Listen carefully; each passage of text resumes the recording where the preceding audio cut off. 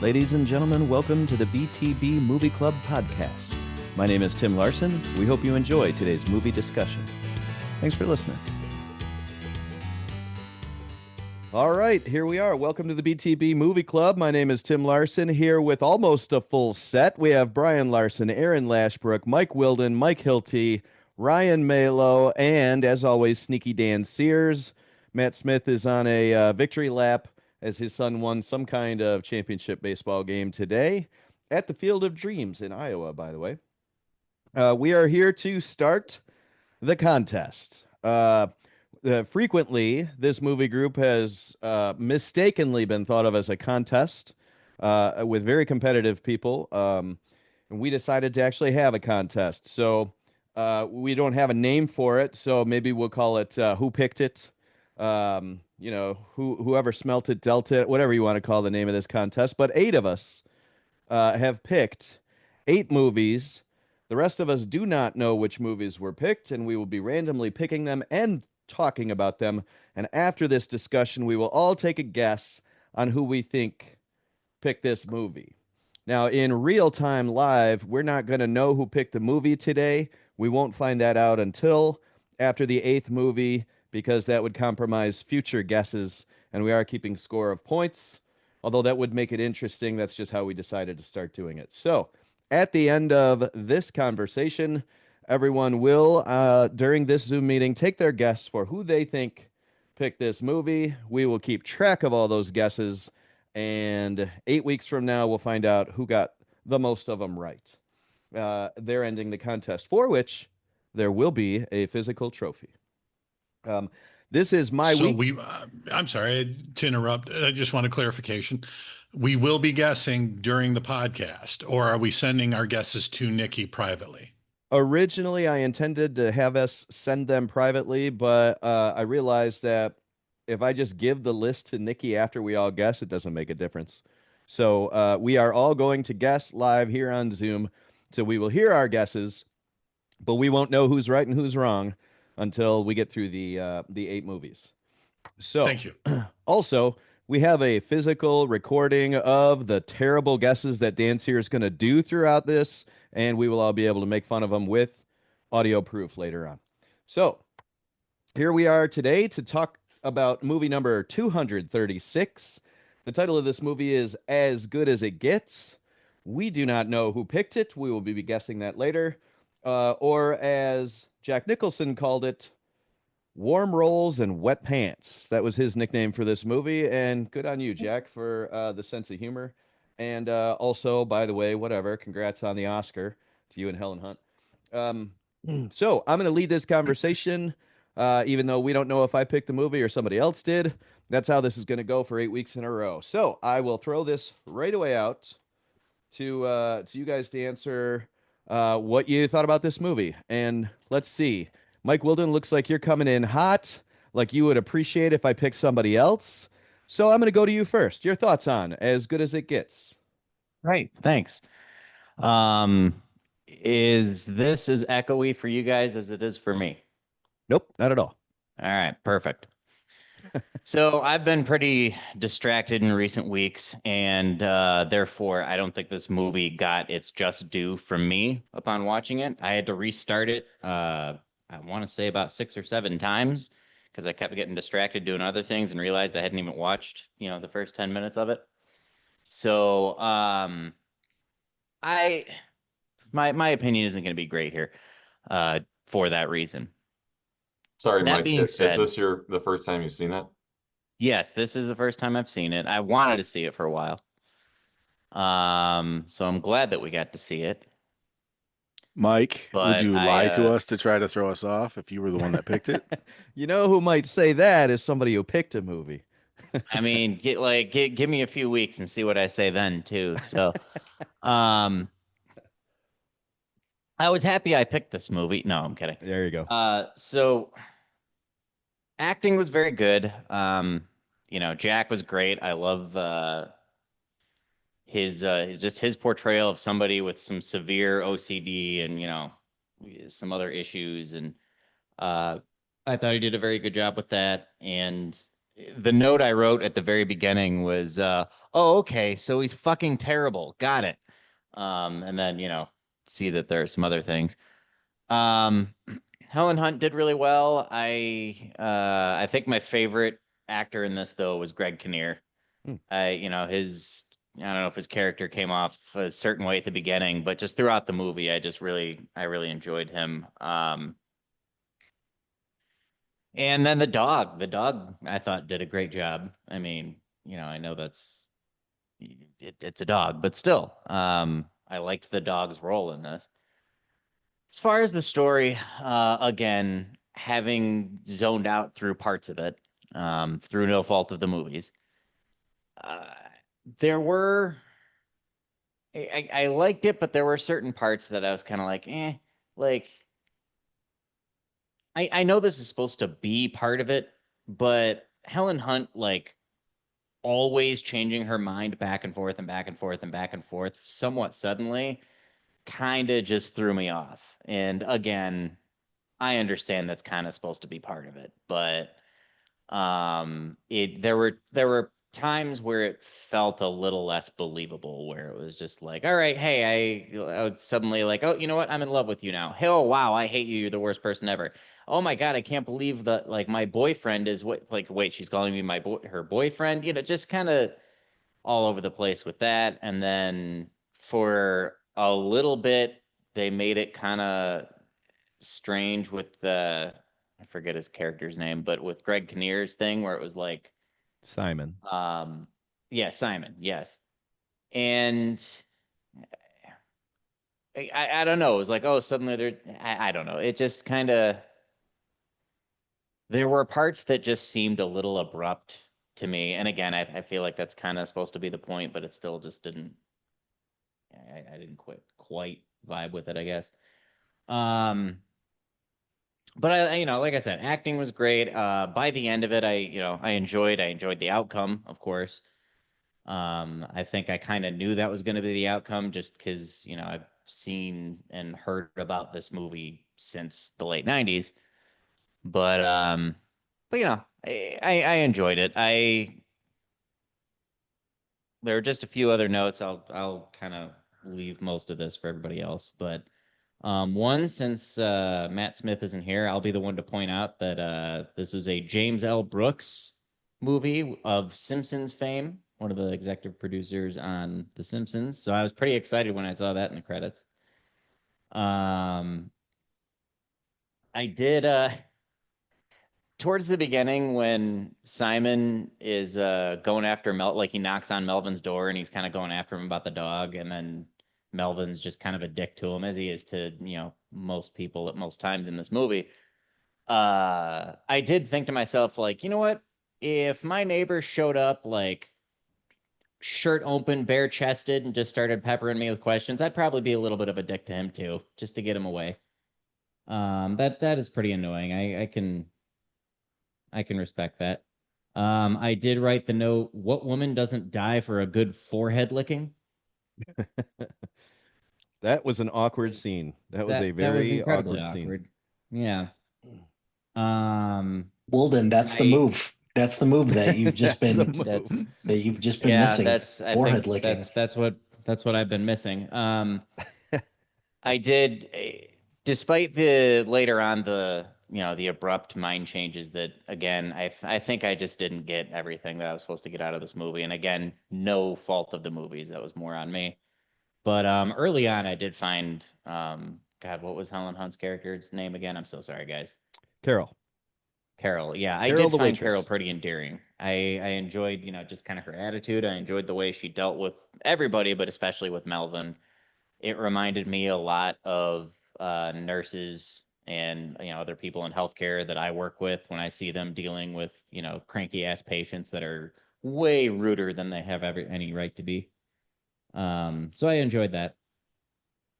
I also wrote, live your life in a way that an entire restaurant doesn't applaud when you get kicked out of it. Um, Brian, would you like to make any comments about that? No, Okay. Okay. not right now. Okay. So I I'll don't know. wait till I go. That was a random question. I'm sorry about that. I like Greg Kinnear's Jack impression. That was kind of Yes. fun when he was like when he did it for the dog. I was like, that was a pretty good Jack. But later on when he's not included in this, but later on when he's writing and he's kind of like crossing off names as he's calling us friends, and at the top he writes friends to ask for money. I was like, I don't like if I were writing a list, I don't think I would title it like that, especially if the list was just for me. Like I know what this list is. So I found that kind of funny. It's just a very tiny thing, but it just kind of cracked me up.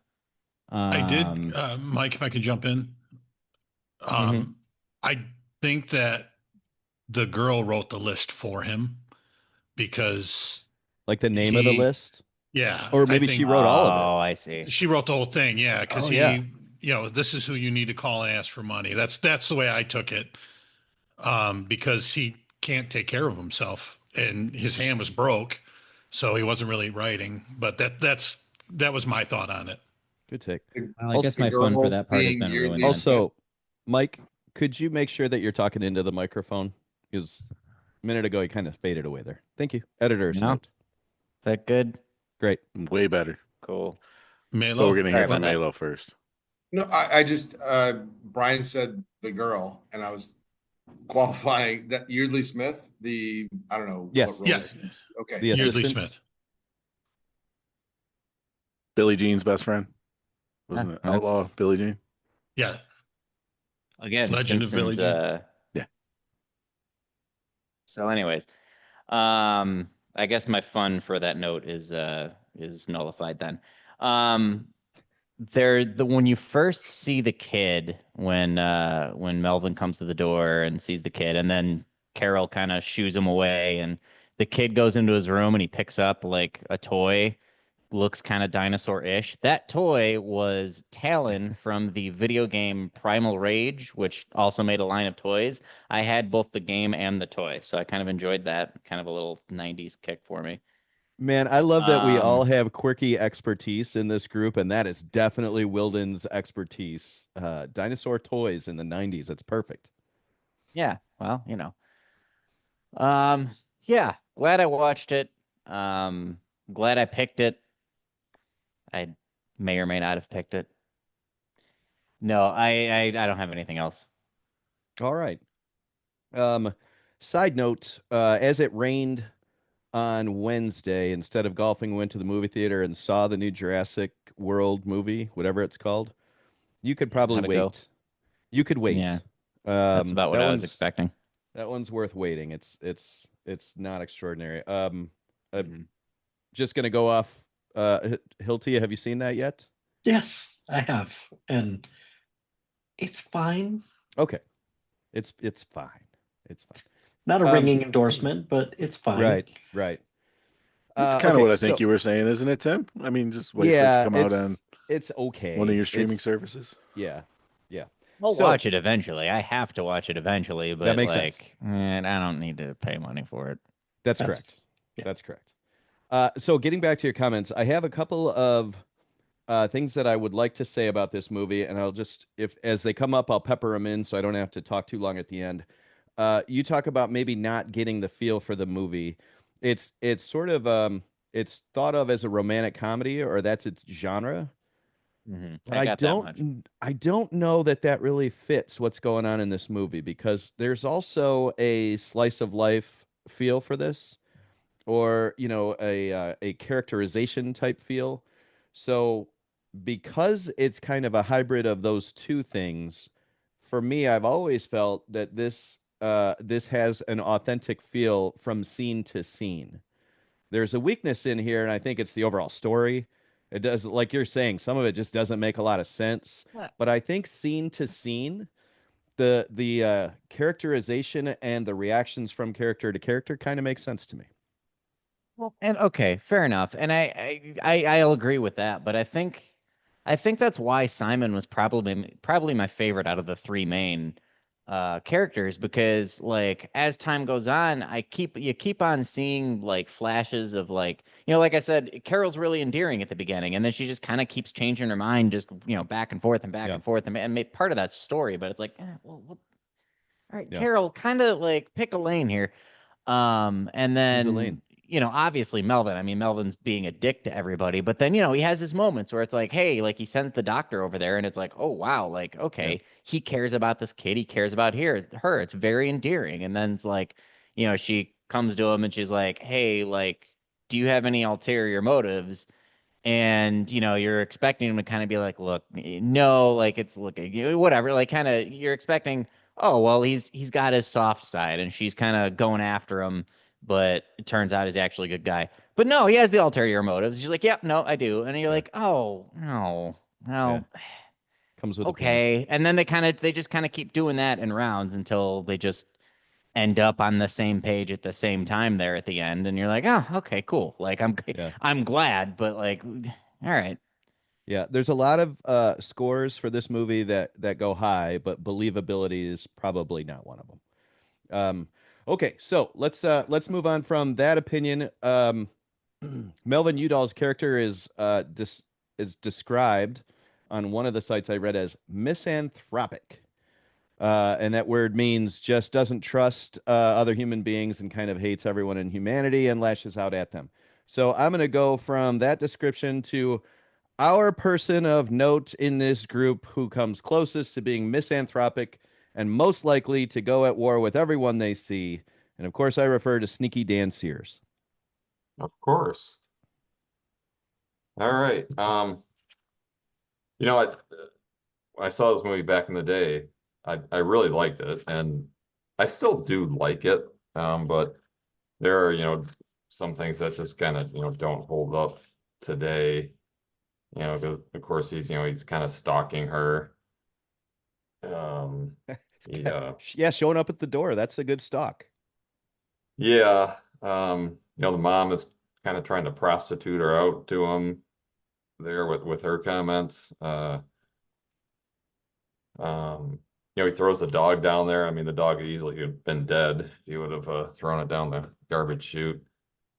Um, and the romance between them at this is very hard to believe that. So, Dan, are you But saying none of these things come across as cute?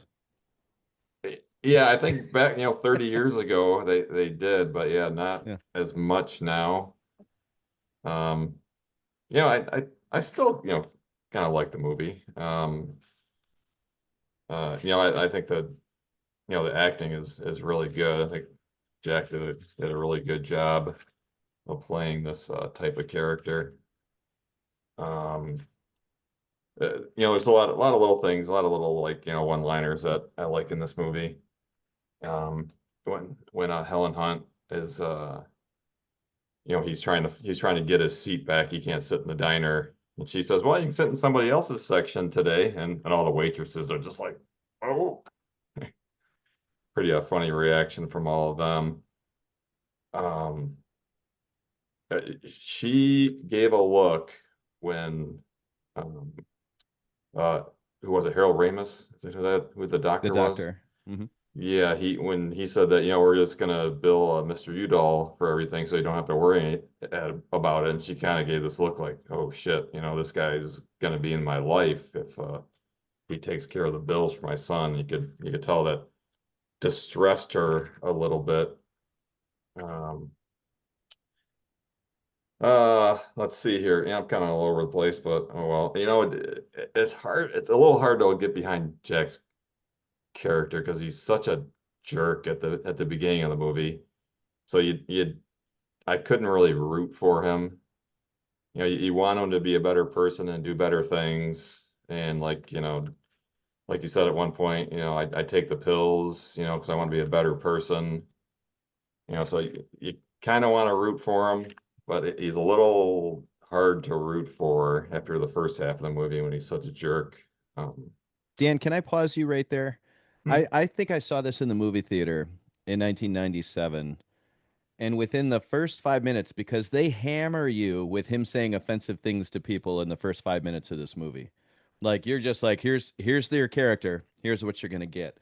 I in the movie theater, and every time I've seen it since, I burst out laughing in the first 5 minutes of the movie with everything he says. And my question is, does anybody else just completely start laughing when he does this, or do you guys, like Dan, have a hard time rooting for him? I'll go to Aaron first. No, I bust out laughing. Okay. And I don't know if it's a generational thing or what, but I mean, Dan, you're right there too. So, um, you'd be right in the same ballpark as us. Like, I don't know. I get where it is and where it comes from.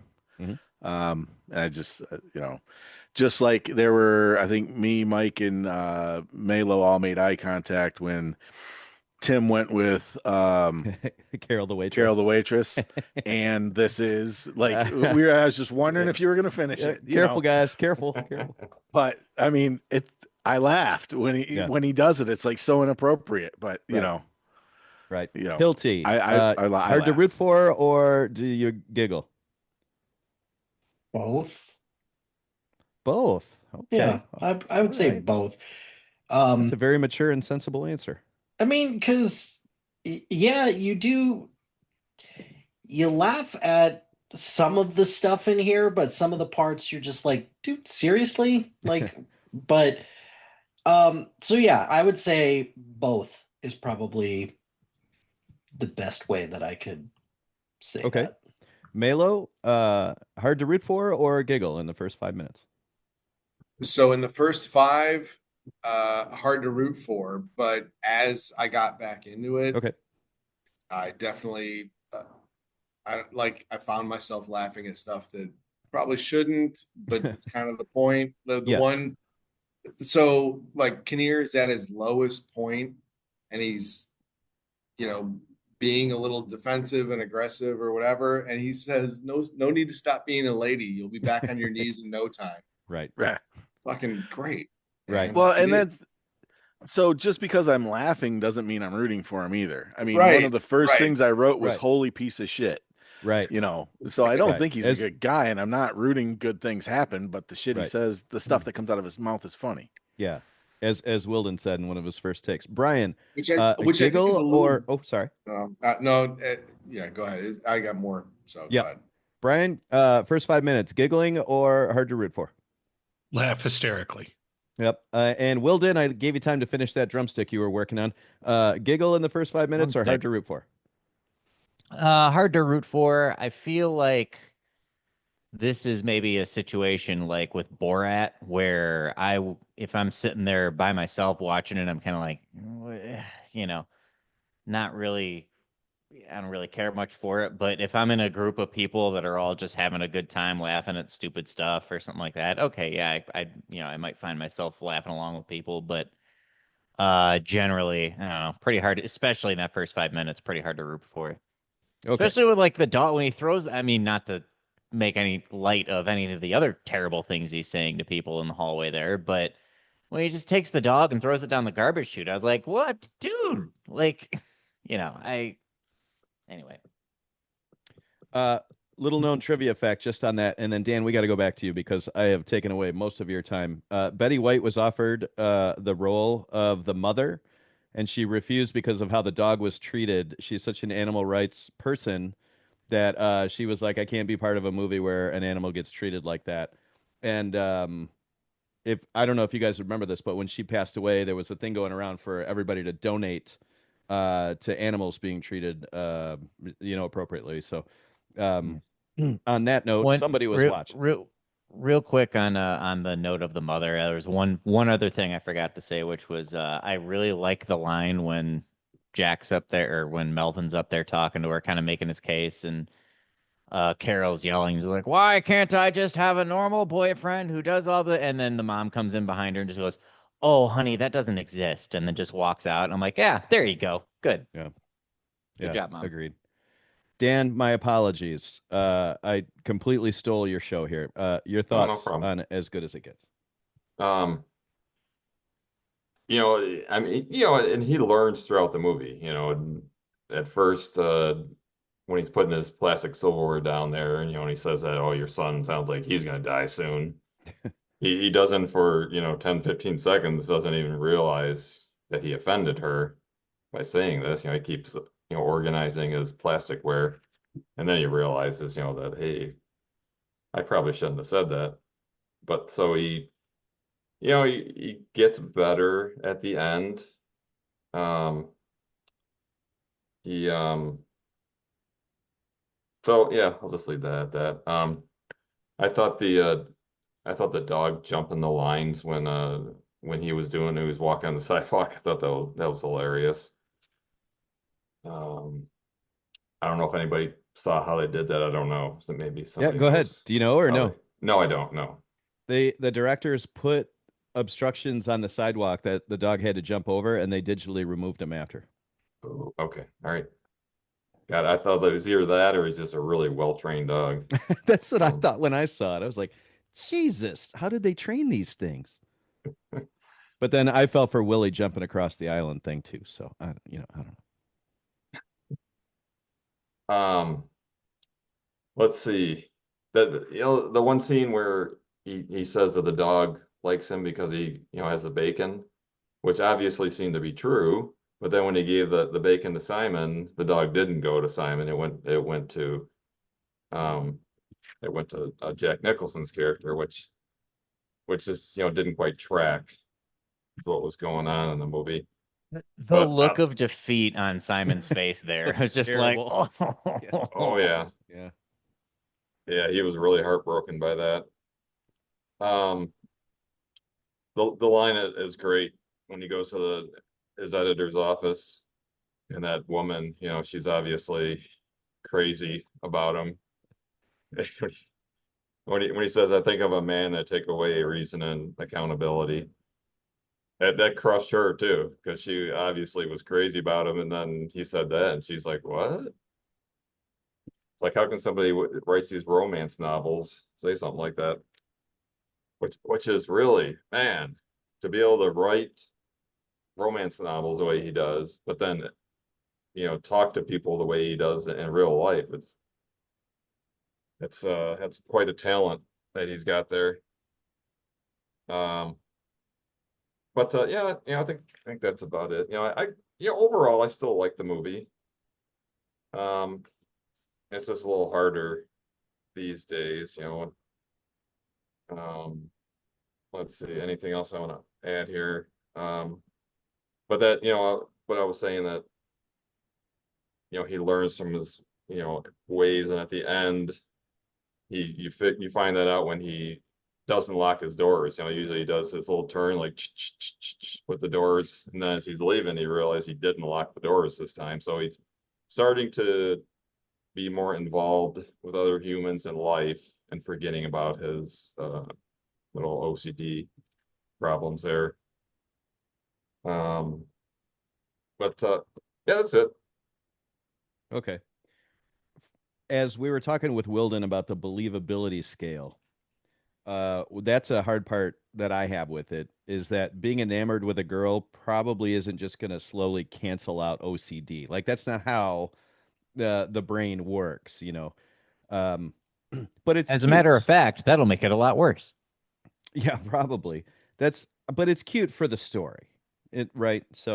Um so talking about whether this movie holds up or not.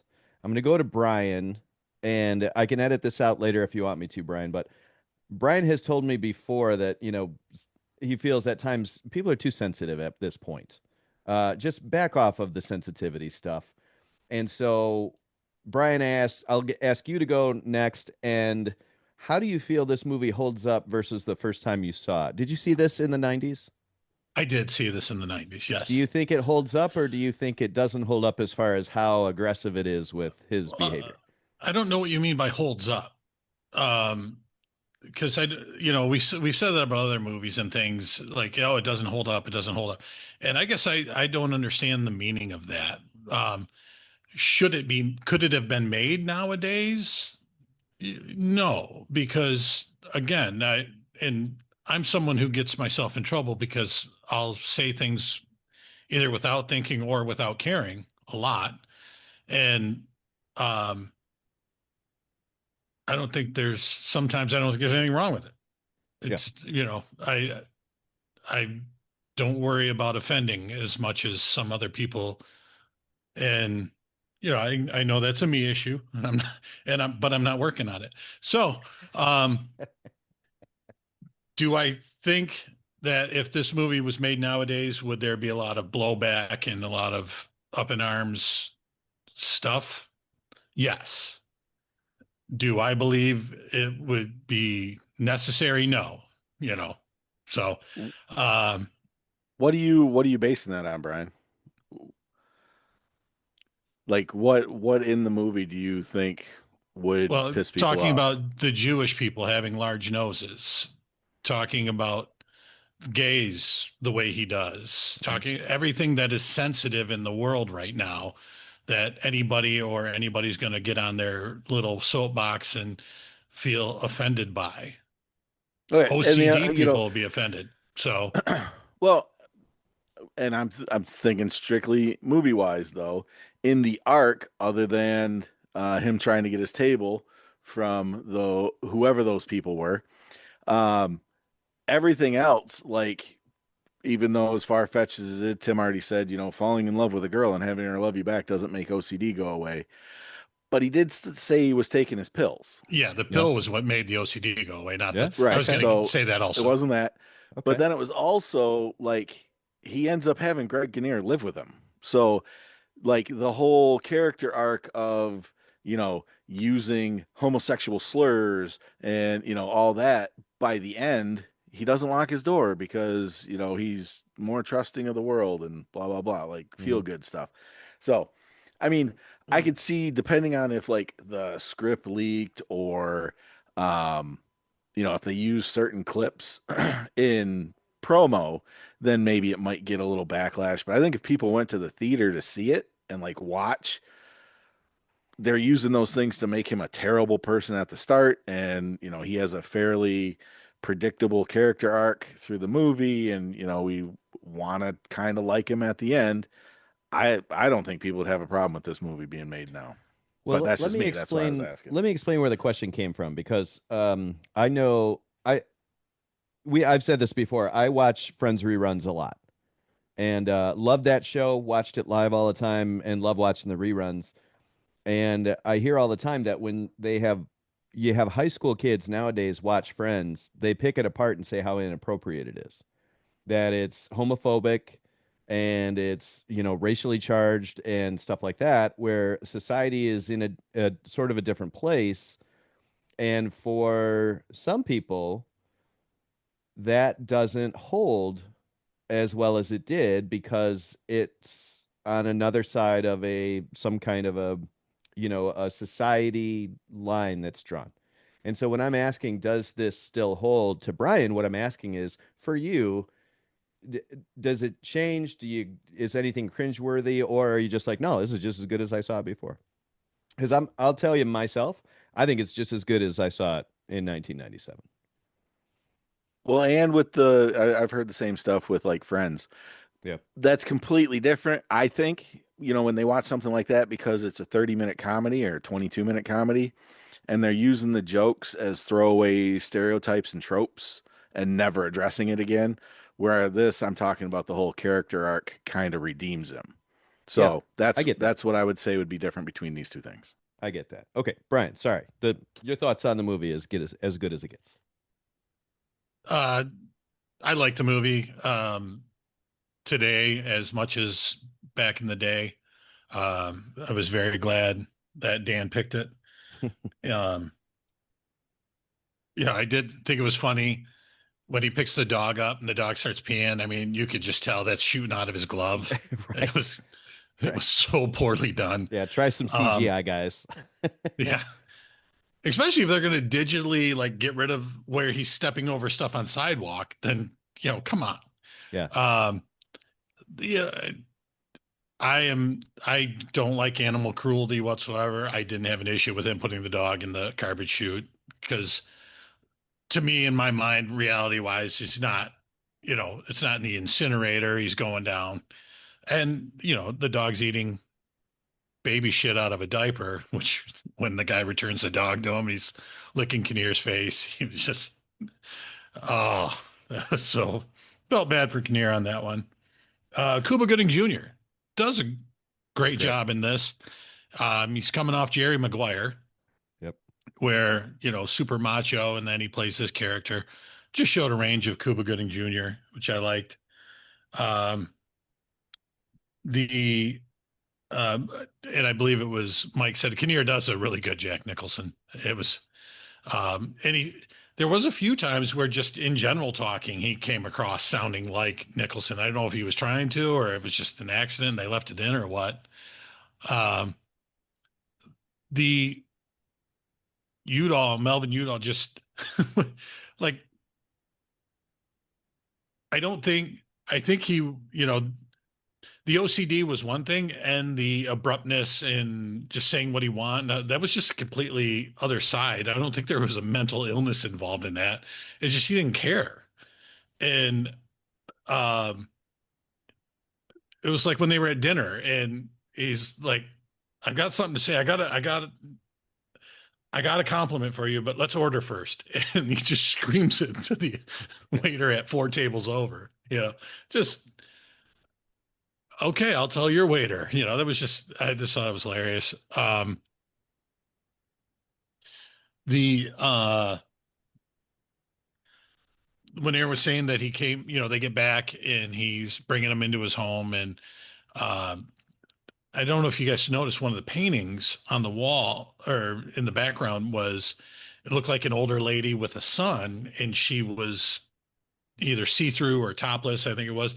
But that's what he was talking about. How I mean, that was a depiction of his mother and him, because you know, mom, he was saying she was posing nude for him.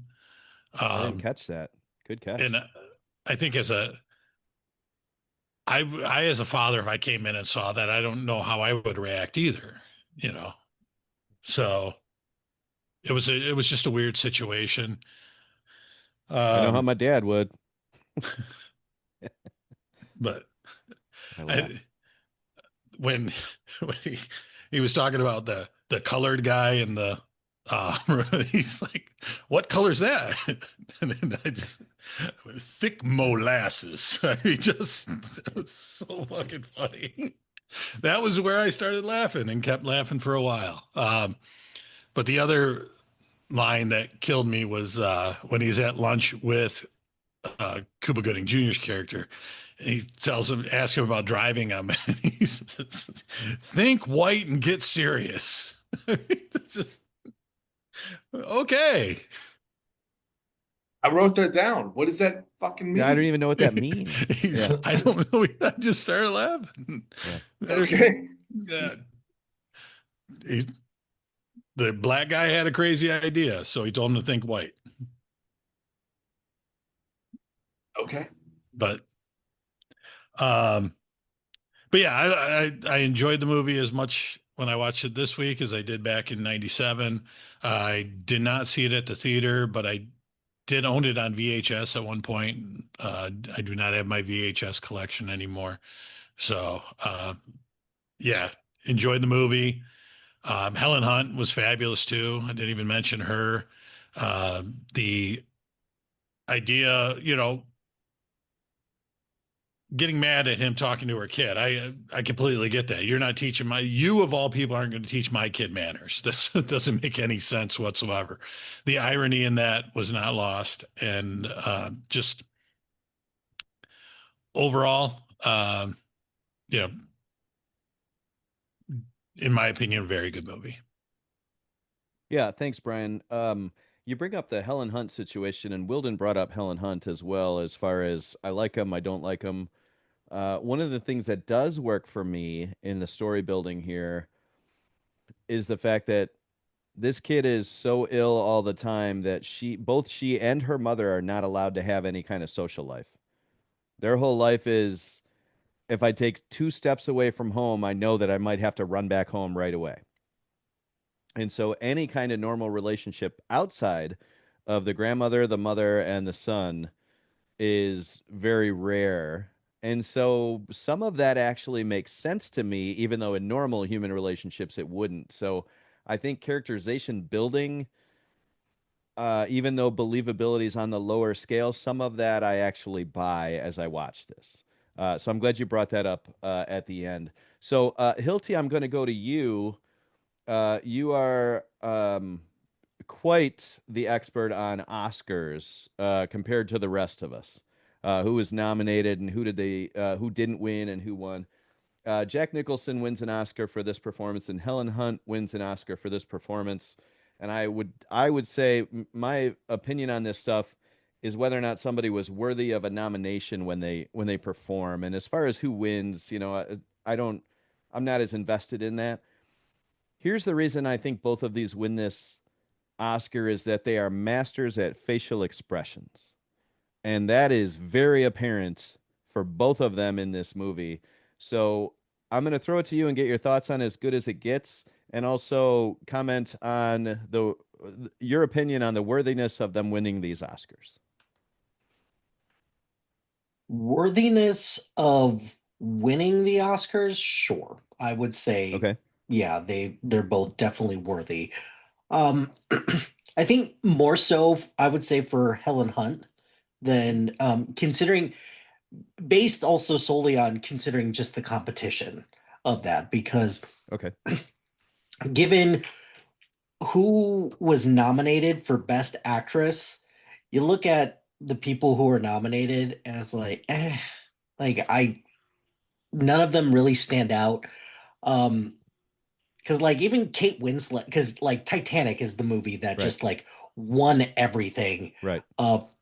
except like any of the acting awards, um, but there's no way that like anybody was gonna beat Titanic, which is weird because Titanic's a fine movie. The ending is kind of ruined for you because you know what's gonna happen, um, but overall, I would say Helen Hunt definitely deserved her Oscar, and I think Jack Nicholson is more of a toss up, even though I think he definitely does deserve it because sure, Jack Nicholson can play an asshole like all the rest of them, but I think this one gets a little bit more nuanced because of what Aaron brought up is the character arc.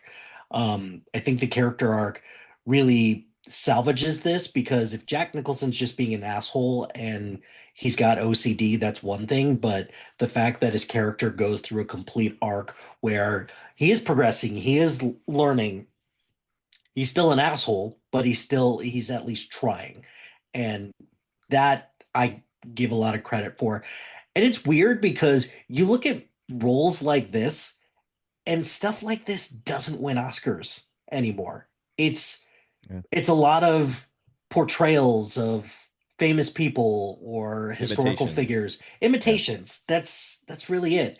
And it's sad because I think because the original I think the question that you asked Brian, I think kind of is valid because I think this is a product of its time and that's where grace needs to be given to a movie like this because it is a very funny movie if you can get past some of the quote unquote offensive stuff that is coming out of this.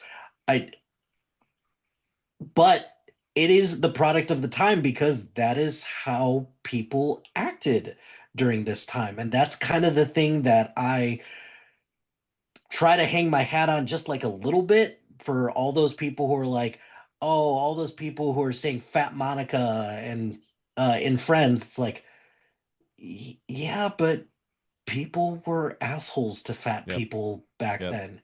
And in fact, people are still assholes to fat people now. So Yeah. chill chill out. But I think the only thing that really doesn't hold up is the some of the dog abuse. That's about it. But even that Typical. is small, like at the end of the day. And also that is another thing that happens throughout the course of this movie is, you know, Melvin did not like that dog at first, and then just seeing their relationship, I think the dog's the MVP of this movie, like plain Yep. and simple.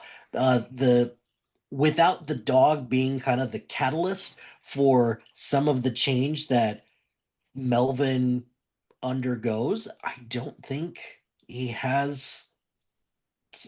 I don't think he continues that trajectory or that growth as fast as he does without at least testing the waters out with the dog.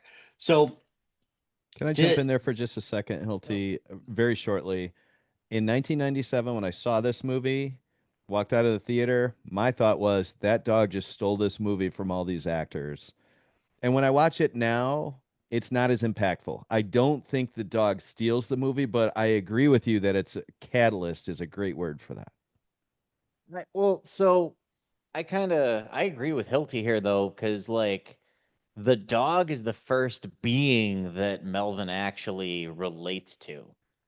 He doesn't, Yeah. start relating to Carol, not really. I mean, he likes Carol, but he doesn't really start relating to her for a while. He doesn't really start relating to Simon, or anybody. The one that he first relates to is the dog, and that opens the door for him being able to relate to another being. Because for a while, it's just him in his own little world, and Yeah. fuck everyone else. What do you know? And when he sees the dog like skipping the cracks and he's like, hey, like I love that scene because like, hey, he get like this dog gets it. Like it's not I'm not the only one that does this thing. And it like just kind of I do agree. I think that really does open the door for him. Sorry. It's all good. I know you didn't really ask about Greg Kinnear in term because he was nominated for Best Yep. Supporting Actor as well. Yep. Um, Despite the fact that Robin Williams is fantastic in Good Will Hunting, um, that was also that was a combination of great performance and also a bit of a lifetime achievement award because for some individuals who win Oscars, sometimes it's like, is this your best performance? No. Have you put in the work and is this like really good? Like I'm looking at Scent of a Woman for Al Pacino. It's like, is this your best performance? Right. No, but is it still enjoyable enough to get you the best actor, whatever? That's fine. And if you look at Helen Hunt, because this role for her, um, not too terribly far off some of the things that she was doing during this time period as well. And if you look at where she's gone, like, what's the last thing that everyone saw Helen Hunt in Twister recently? was before this, right? Twister was before this, yeah. This maybe. She's directed though since this. She's kind of shifted in career.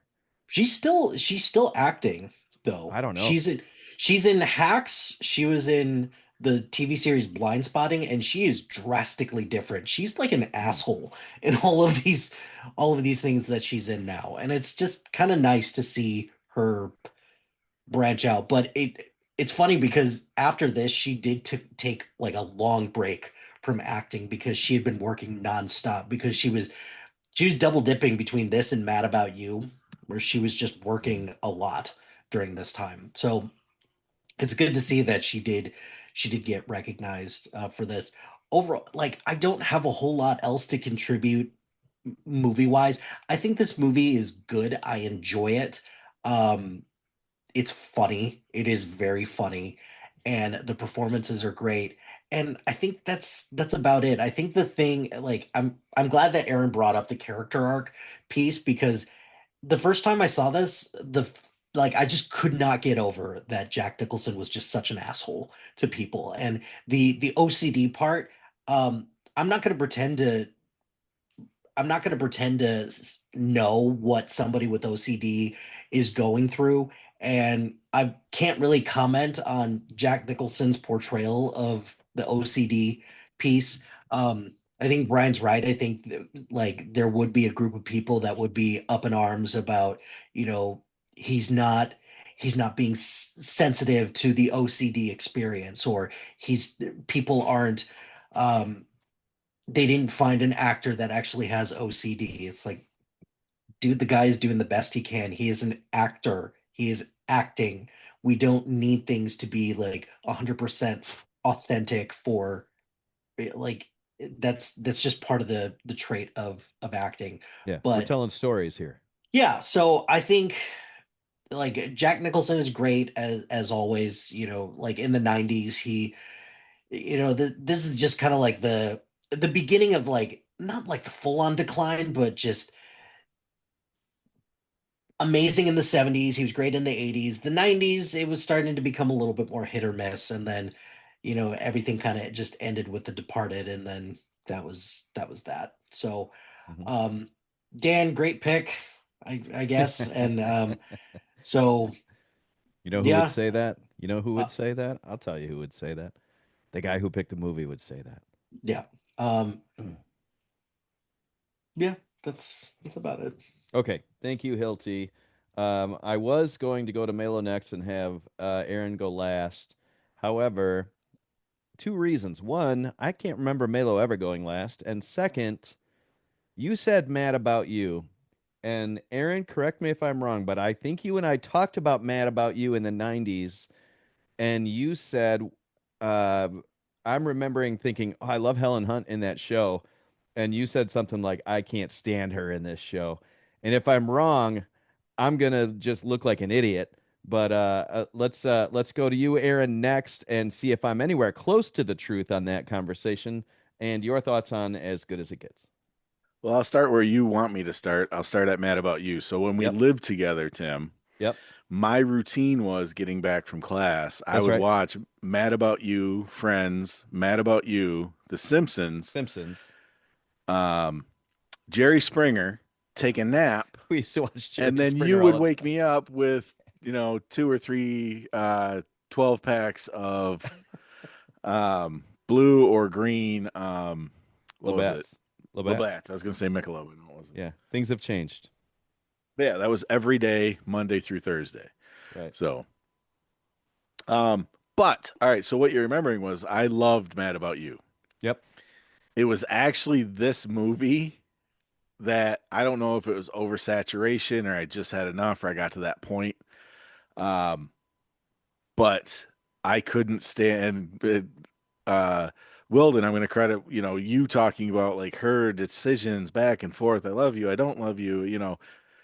Just the breath and the look on her face all the time. Like I was like, oh my God, I think I hate Helen Hunt. So from this time on, I've never liked her. There we It go. was this movie I that do ruined her remember for her. me.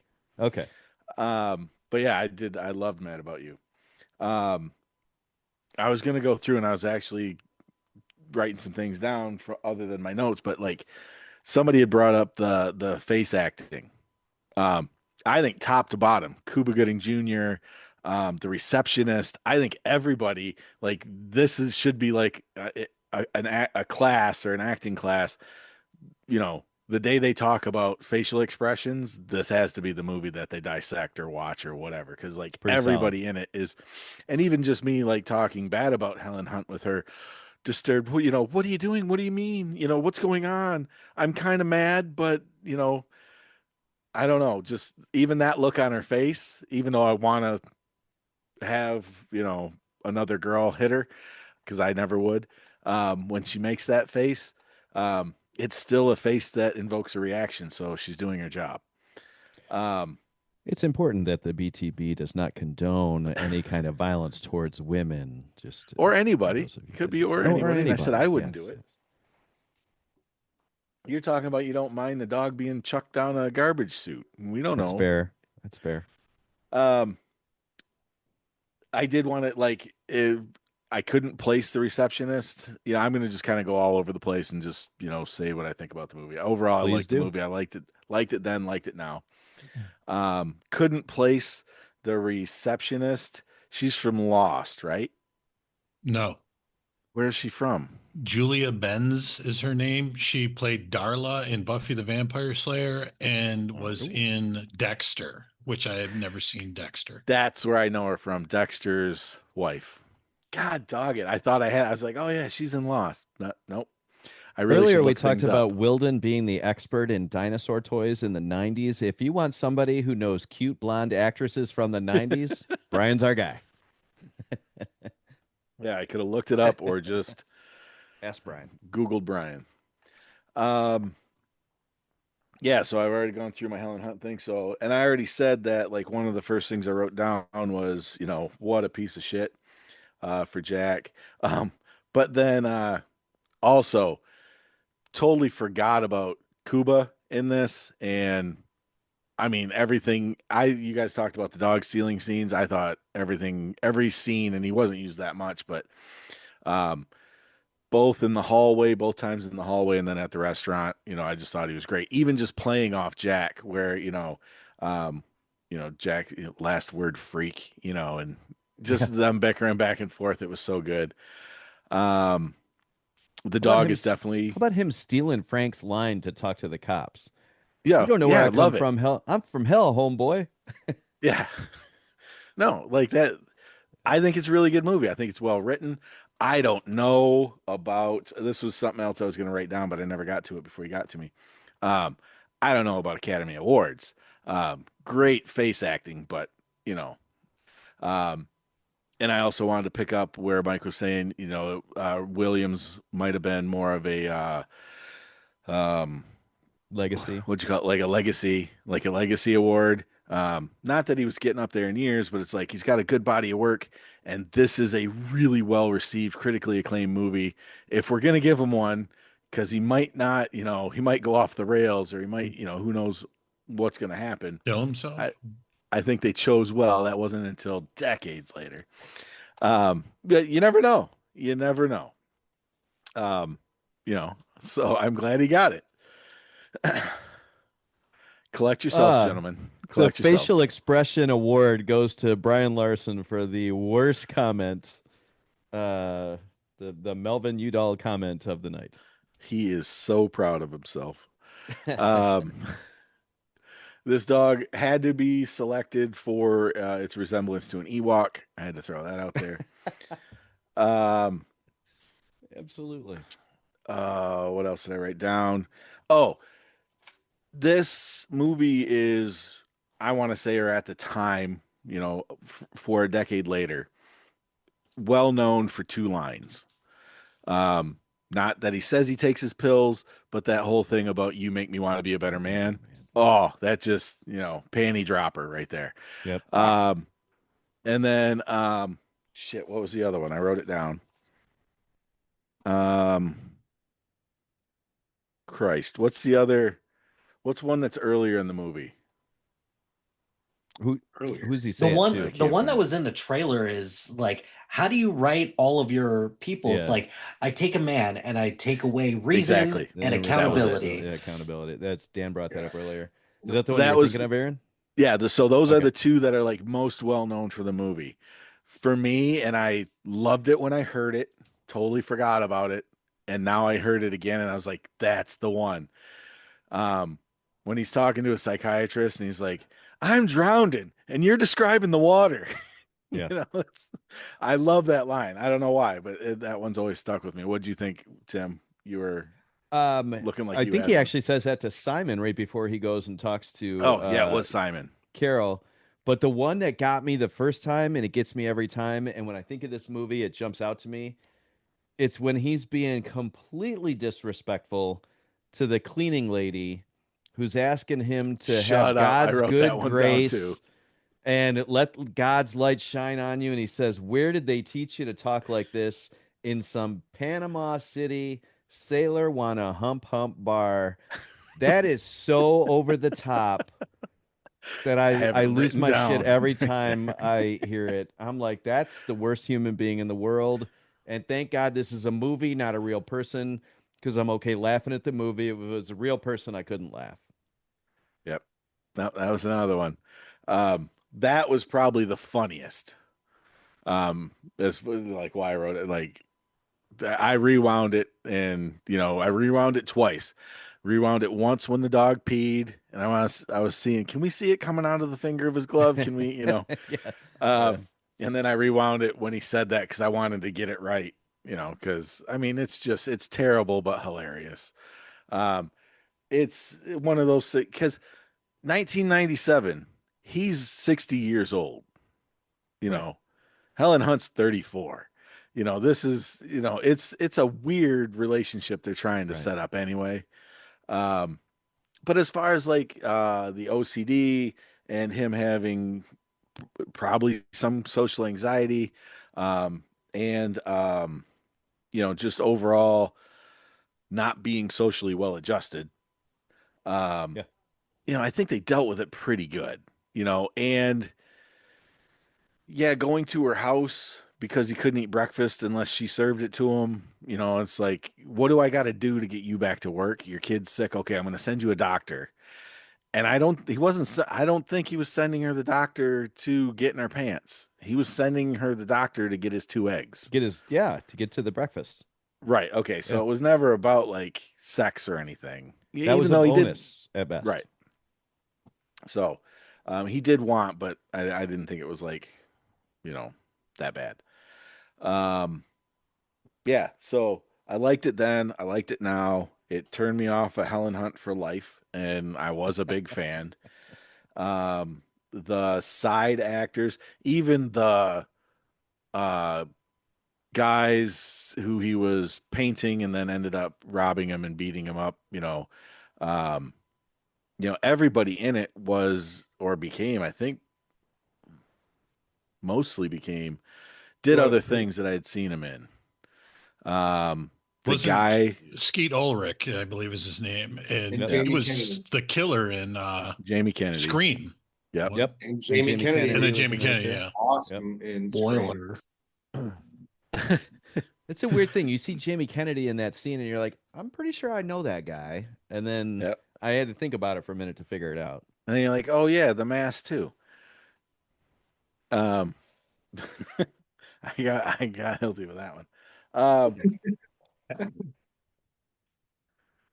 Shit. There's one other thing I wanted to say about the supporting cast. Oh, even the boyfriend she went on a date with, and they were trying to kiss on the couch, and the kid got sick. The forehead Like liquor. I've seen him other places. Like he looked familiar. Mhm. I don't know. I just thought it was a pretty tight cast. Like I said, top notch for facial acting. Don't know about any Academy Awards, but whatever. I thought it was, good and good. Good then, good now. I'm Has glad anybody Dan s- picked it. I was happy to watch it. Yeah, thanks, Dan. Has anybody seen this movie and tried to do the sunglasses trick, where you just move your forehead and have the sunglasses just fall right down on your 100%. nose as a All result the of time. seeing this movie? I've tried it. I can't pull it off. I have no. Jack Nicholson has too much talent. I worked with a guy. He has sunglass talent. Okay, so thank you, Aaron. Great comments. I would like to give you guys a couple of things that Hilty normally does for us here. I'm going to give you some Hilty numbers and names. This movie was shot for $50 million and did $314 million at the box office. A lot to do with marketing. They crushed it with marketing. I love the music in this movie. And I think the music, the promos, the actors, the performances drove this thing to success, even though the story is a little, it's got some holes in it, right? The plot. Actors and actresses. Some people thought about for Melvin Udall, Bill Murray, and John Travolta. Just think about this movie with either one of those guys, and it's a totally different movie. And it makes me think about directors, producers, and casting directors and what kind of job they do for what kind of character they have. Like, I can see both of those guys doing it, but how do you make the right decision and go, this has got to be Jack? You know what I mean? Carol, actresses were Uma Thurman, and she was thought to be too young. Melanie Griffith, but she was pregnant. Holly Hunter was offered the job and didn't take it. And Courtney Love was offered the job before Helen Hunt, but didn't take it because she was going on tour with Hole or recording an album. Simon, Kinnear's situation. Woody Harrelson was thought of for the job and was so nervous about acting with Jack Nicholson that he backed out. He didn't think he could handle it. And that's Jack Nicholson lore in Hollywood right there. John Cusack was thought about for the job of Simon and wasn't available because of his responsibilities with Grosse Point Blank. Jim Carrey is somebody that Jack Nicholson wanted, but the director said, I don't want I don't want a comedy actor here. Nathan Lane was offered the job, but Nathan Lane had just come off the Birdcage and was like, that's too on the nose for what I just did. And then he did, I don't remember what it was, but an animated movie after that. And then Tony Shalhoub asked if he could be part of this, and he wasn't. I think of that list, I think Tony Shalhoub would have done a pretty nice job there. And the only person I saw for Frank that wasn't this is typecasting uh, that wasn't Cuba Gooding Jr. It was Chris Rock, and oh my god, like what kind of movie could we have had? Like shuffle all those actors and think about how different this could have been. Um, thank you guys for all commenting. I'm just kidding, Melo. I know that I forgot you. I was just bringing that back to you. So, Melo, your thoughts on As Good as It Gets? No, it's all good. I mean, it fits that I go last for a movie I picked. So, You know who would say that? Oh shit! Let me write that down. You know who would say that? A guy who didn't want to get picked. um, so it's funny. Went scalloping yesterday. So was on a boat and tried to watch this last night. Didn't work out. Watched it today again. And so I watched, I don't know, a good half hour last night before getting very sleepy. And I saw it in the theater originally. And then so I was curious, you know, what that was going to feel like watching this again. And I didn't feel good about it. Like it was just like it felt dated. It felt I don't know, like I wasn't getting the jokes or I don't know. But then watched the whole thing through today, and felt very different. So I do have a bunch of notes. I don't understand the opening scene. Why was he with Verdell alone in the lobby? I don't know how that. Okay, What situation? I can help with this because Please. our friend Jenny lived in an apartment complex with a cat who every time Jenny would open the door, that cat would run out of there and race down the hallway. And fortunately for Jenny, nobody was usually out there and she could go out after her and get her. So if you're at a party in your apartment with a lot of people where you have less of a focus on your dog and somebody opens the door to come in, I can see a dog running out the door and you not even knowing What it. what was his goal was to help it piss outside instead of in the lobby where he found that dirty? Was that the goal? My take is the dog had pissed on the wall before and he can't handle it. So he was like, I saw you piss in the hallway once. So since you did that and I need that out of my life, I'm going to throw you down the trash chute. Okay, it's kind of what I got too, but it just I don't know, it didn't seem super obvious to me and never really addressed, but that's Okay.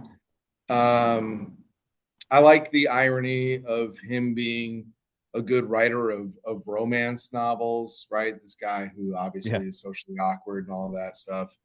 Yeah, put Skeet Ulrich, Jamie Kennedy, Maya Rudolph Maya was Rudolph, one of the police the police officers. officer. Yeah. Yeah, that was kind of fun. That was I don't know apparently how. that was Oh, go ahead. apparently her first speaking Her role. first credited speaking role. That's quite a career, and that's her first role. That's cool. Yeah, yeah, very cool. I don't know. I mean, I understand that Frank was trying to find a place for Verdell and didn't have anything. But all he knows about this guy is the last time he was around Verdell, threw him down the trash chute, and he said, "You are the guy who's gonna take this." That seemed a little weird. I put creepiest rendition of Bright Side of Life. I don't know. I don't know. It just came across as creepy. I put that Kinnear. He looks like a baseball with that stitching. Like that seemed not Right. great. It was interesting. I couldn't remember or didn't remember the progression of the healing throughout, and it was the scarring was still there. I didn't remember that being as brutal as it was at all. 6 different dogs played Verdell. Jack actually does play piano. He learned it for something in the 70s that he was in, and he played like that was That's him him playing. playing? Yeah. Oh, I thought According that was to bullshit for Google, sure. I know I thought so as well because they never showed his hands or anything, but Right. according to Google, that was him. Wood Harris, any oh shit, what the hell's that show that's like the best ever? Star Friends. Wars. No, HBO, So Avon Succession? Barksdale, Game of Thrones. Oh. Dexter. Wire. Sopranos. The Wire. The Wire. Wire. Thank you. Yes, thank you, Hilty. Yes. But him showing up, he was the guy who gave her the address or gave him the address for her as he's walking out. You guys have already talked about it. Pretty good Jack by Kinnear. Harold Ramis, that was awesome to see him.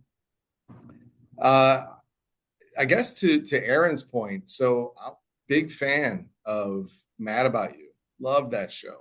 When James and I first got married, like that was dinner a lot of times. Like she was working during the day and then I would go work at night and we would have dinner together, and Mad About You was what we would watch a lot. And then I remember her getting a hard time for this.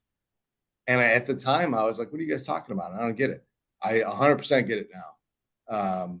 But at the time I didn't. And I wrote, I forgot how frumpy and New York she was in this. I don't know what that says about me, but let me see. Oh, there was a weird, I don't know. I don't know how to address this in a way that's tasteful. But so she's walking through the rain and goes into the building, and you can clearly see that on her back she has a bra. And Oh, then editing when she issue. goes in, that's not the case. I'm like, all right, well, they changed that. Then when she leaves that scene, you see that on her back. And so I don't understand. Bad bra, I guess, is the takeaway. Or gratuitous nipples. Yeah, I don't know. Like it was kind of weird. Well, if we're gonna do I an did editing thing, there's another major one. Is okay. as they're driving in and Simon starts to say, "Hey, this is what happened with my parents." And Helen says, "Well, let me pull over. I want to hear everything you have to say." The top's down. And when Oh, she pulls over, the top's up on the car. Like that's a yeah, pretty blatant editing issue. yeah. Hang But on. So here's a couple. I don't see it like to me, Tim. I noticed it, but they don't show them like it's not one scene where they pull over and she stops and turns off the car and turns to him and says, "Okay, tell me everything." She says, "Tell me everything," while they're still in the car and the top is down. You're thinking And she then closed the top to hear him. Yeah, I'm thinking it's a cut. They cut. It's a deliberate cut. It's a hard cut to them pulled over. I think it's even slightly even like darker and rainier outside and the top's up. nope. As they show them pulling over, and as they're pulling over, the top's already up. Okay. I I didn't noticed notice that that. when I'm watching it today, and I was like, "Ooh, that's a bad edit." Yeah, see, I just took it the way I was like, oh, I thought it was a hard She put cut. it up so she could hear him. I get that. Mhm. I get that. But it's, I mean, these are little things. Shut up, Yeah, nerd. I'm sorry. I'll do it to myself. Shut up, nerd. I had the Carol the waitress Simon introduction. That was pretty funny. YMCA with the music. I thought that was pretty great when he did Yeah. that. And then like, hey, I'm Hilarious. just kidding. The Simon parents story. So that whole thing, and I'm like, these are the people that you're driving to go get money. I don't think this is going to work out well. Yeah. I just thought that was, I don't know. Oh, stupid. How is this shut in so tan? Jack Nicholson is way tanner than than Helen Hunt. Everybody look at Dan right Oh, now. Look at Dan. Look at Dan right now. ah, Look at him. It's the a golf lighting salon. thing, Dan. It's Come not on. you. It's a lighting thing. We were out. We All were right. out all week long. So the mom who Shirley, shit, I looked that up like 3 times. Shirley Knight, I think. Thank you, Shirley Knight. She was born in 1936 because she looked young to be the mom. And I'm like, all right, so I want to look that up. She was born in 36. Jack Nicholson, born in 37. Helen Hunt, 62. Yeah, 3, I believe. But Yeah. yes. Oh, 63. Yeah. Sorry. So I really liked I did like the stuff where when the you could see the progression and stuff. And so two things. When he's like, I need a coat and tie, and I'm not going to wear this thing. I'm going to go buy it. And the open, like the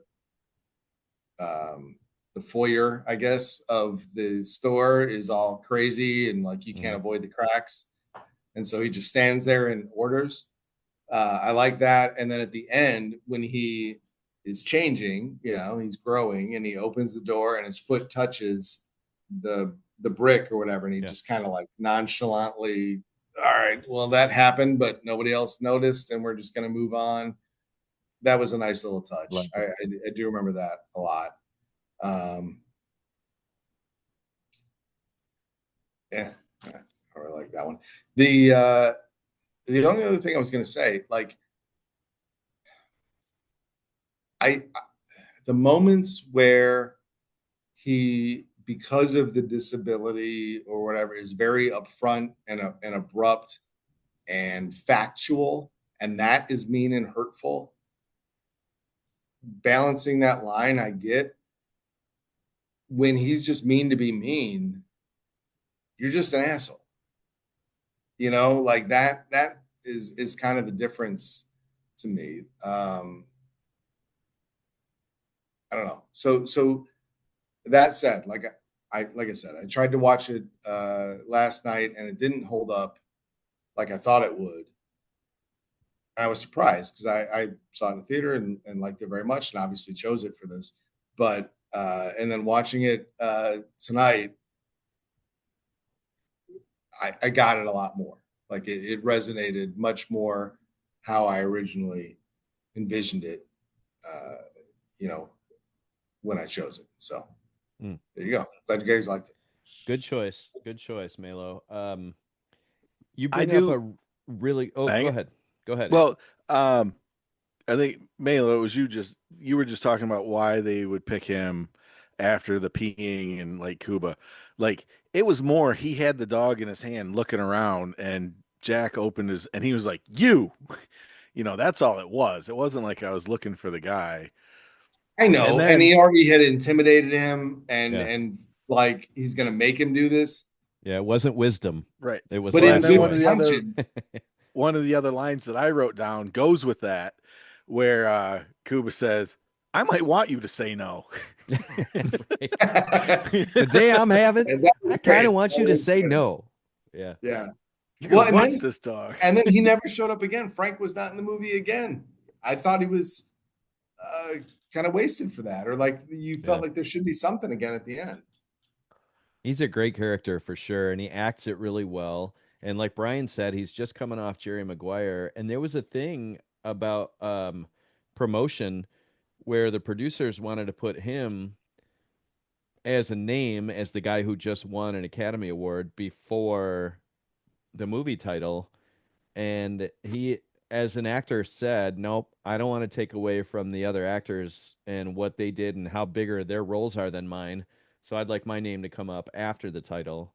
And he kind of fought the producers on using his name and his recent, Right, 'cause accolades, which is great. love That to says do something that about shit. him as a person. Forgive the term, but this is Kinnear's like coming out party, right? Like Yeah. he, Yeah.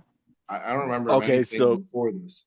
since you brought him up again, and I'm sure like he was just the face of it, but how innovative was Talk Soup, which he was. So, since 1991, on the E channel on cable, I only remember Joel McHale. yeah, he was before him. That was the reboot of it. He was the Okay. original one of a This came out person this who talked about like reality TV had just started. He would actually talk about what was happening on soap operas and the news. That's all it was. But it was a guy in front of a green screen telling jokes about what was going on.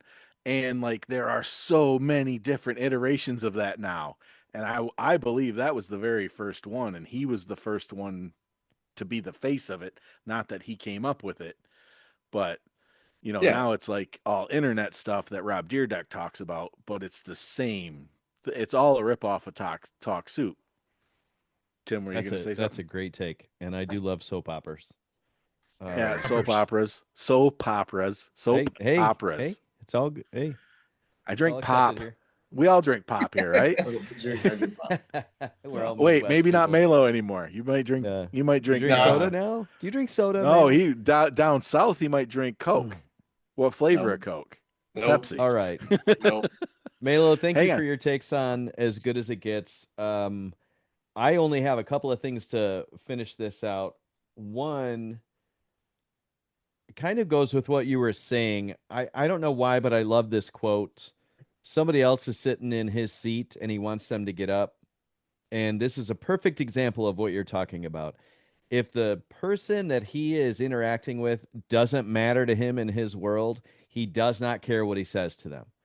So somebody says something, and I put this in the terms of Tombstone, where we just watched a couple weeks ago, and love how Doc Holliday talks in metaphors.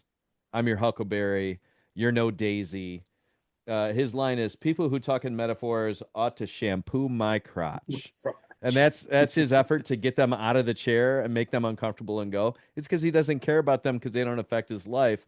What's going on is he wants his chair and he wants his breakfast. And then the other quote is, as Simon is in his own words, I'm at rock bottom. He says, "You're a disgrace to depression." Um, Hitting somebody with that line when they feel at their lowest, holy shit, do you not care about other people? Um, and for this movie, and it's a romantic comedy, that comedy of him giving these lines over and over to other people, for me, is absolute gold. So if I'm giving this a number 1 through 5, I'm pretty high on this. I'm 4 to 4.25. I absolutely love this movie. So those are my takes. Thank you guys for all of your takes on this.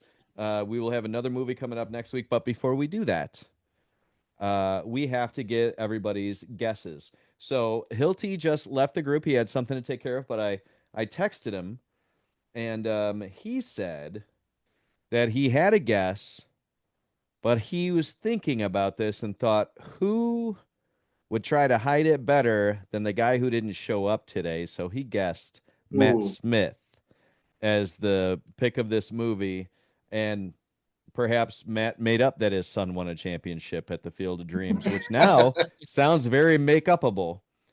So I will go to, if you guys are ready for this, Brian, take your time. I will take your guess on who you think picked the movie As Good as It Gets. So I did also think Matt ducking Yeah. was an idea, but because I don't know how well he is a poker player, so haven't had the He opportunity. didn't want to show up and give it away. Yeah. But I am friends with him on Facebook, and I saw the award ceremony and pictures with the trophy for the team. So his son did actually win at Field of Dreams. Or it's a really elaborate lie. Yeah, If you go to such a Facebook, ruse. like you're really going for it. Can you imagine? That's so awesome. By the way, Yeah. just Yeah. Agreed. as an aside. Congrats, Matt, and to your Holy son. crap. I did also with Aaron, who thought this was a Dan pick for some reason. But then I listened to the podcast that came out this week, and Aaron said what I might think is the most insane comment somebody made, but he said Dan picks great movies, and that makes him want to pick better movies, which All right, is very Brian. close, Ooh. very close. Yeah, I'm gonna finish. Actually, Hang on. thank you. Before I'm gonna finish. okay. I was going to Why? mute him, Brian. Yeah, he did it. I was going to mute him. It's your pick. You No, pick. go ahead, Brian. Go ahead. Which is very close to the line of I want to be a better man. So my pick is going to be with Aaron Lash. Okay, so what I was gonna say was going this way. What if Brian had picked this movie? Ooh. Doing it this way, we can't pick ourselves. Yeah, so we'll never get the one that we picked. So that's why I wanted to do it before an actual person picked that was here. So that the flaw in this picking is going to be that if this was my movie, I can't pick myself and get that point that I know I should get. But That sounds very defensive. Proceed. After being picked for this movie. That sounds very defensive. I will go well, next to I had Dan to run Sears. and pee. Dan, Dan Sears, who do you think picked the movie As Good as It Gets? All right. I'm not going to go into big, elaborate discussion about it. And I'm just going to say Melo. Melo. Dan goes with Melo. Mike Wilden, who do you believe picked As Good as It Gets? I think this was Tim Larson. Oh, you're picking Tim Larson. All right. I will go. Just so I don't seem to be compromising myself. I believe Brian Larson picked this movie. And I'm going to say that character and Brian's propensity to say whatever he wants just kind of matches up with me a little bit. Aaron, who do you believe picked As Good as It Tim. Gets? You believe I picked? Yep. As Good as That's It Gets. what I thought when I Melo. watched it. Melo, your thoughts on who do you think? I'm not going to picked get into the how or why, but I think Brian. Brian.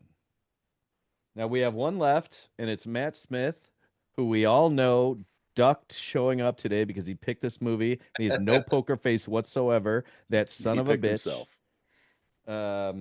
I feel like we should all vote and make a pick for him, but I will text him, and he will not get to hear everybody talk about it and see their poker faces, and he'll just have to pick dry, and shame on him. So, I hope my wife is still awake and we can actually pull this off. I'm going to randomize here. Give me just a second. It is whose pick is next? Who's after me? Melo? What are we doing? Well, you Who will be. hosts? What are we doing? Well, You will you know, we host. pick a movie and we talk It's about either it. Melo or and- Dan. I believe Melo is after me. Melo, I'm going to give you a random number, Okay. 1 through 8, and I think. Do you guys remember this? Last week the number was 1. Matt rolled the die and we came up with 1, so Correct. 1 is off the table. I'm going to hit random integer on my calculator. See if you guys see it. Got it. Number Okay. 3. Number 3. So I'm going to text my wife. I'm going to tell her we need movie number 3. Boy, this would be fun to edit. You really get to pick nothing. You just get to lead the conversation next week. That's what I'm saying. lead the Yeah. con- And maybe Conversation and maybe without knowing- pretend like you picked it. Well, like and you Well, did this week. 100%. That's what's happening. I think what would be great is if, and maybe this happened this week, is if you have to lead the conversation and you're the one that picked the movie. How could you possibly keep a poker face through that conversation? I told my wife to stay up and I would be texting her, and what may have happened, she may be sleeping. So I texted her, number 3, what movie? We'll see.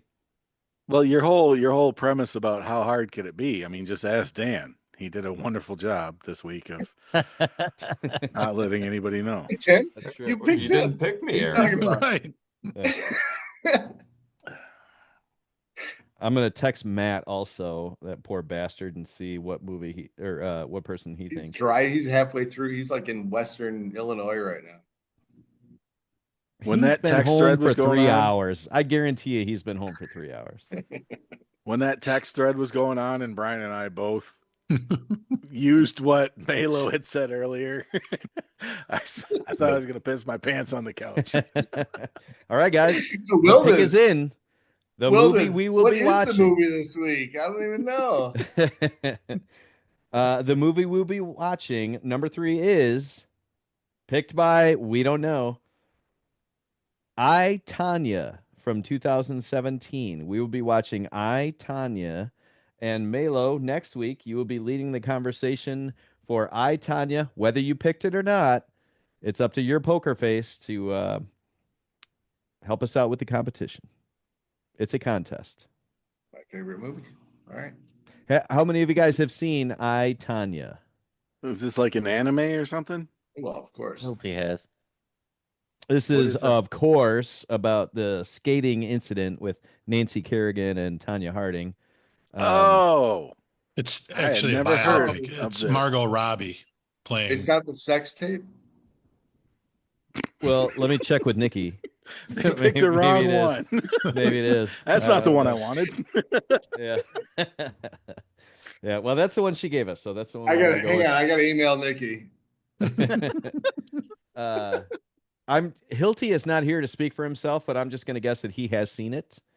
And who else has seen it? Brian, you have seen it, and who else? Dan, you're saying you've seen it, and Melo, you have seen it. So I, Tanya is our movie, and the contest continues. Thank you guys for listening. This is the BTB Movie Club podcast. That'll do it for this episode of the BTB Movie Club podcast. Thank you as always for listening. We know we enjoyed ourselves. We hope you did too. Have yourself a great week. We are partnered with the SPDM Crew Podcasting Network.